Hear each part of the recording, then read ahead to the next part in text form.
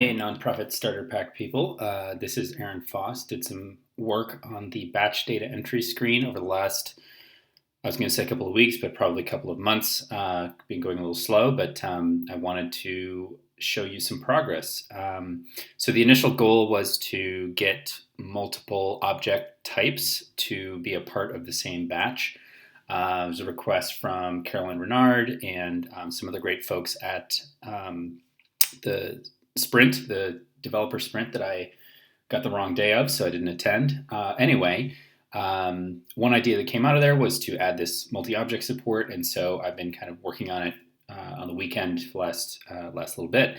So it does work in a limited sort of fashion. So you start with an object you want to batch enter, like you did before. I have a custom object set up called test custom object, which is really original.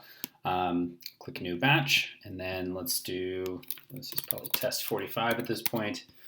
There we go. Let's open that up. And we'll make the first object. So number is 5, and the name is test 5.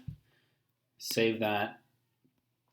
Great. Well, I've got a test custom object in my batch now, but I also want an account. So let's do that. I don't know why I have to click this button twice, but right now I do. That's a bug. Just ignore it. Let's do test account 45. Great. And phone inquiry. Go ahead and save that.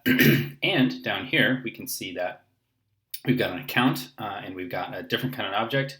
They're both in the same batch. The batch keeps track of what kinds of objects it contains, still keeps track of the count of objects it contains. And so, yeah, that's, I think, pretty good so far.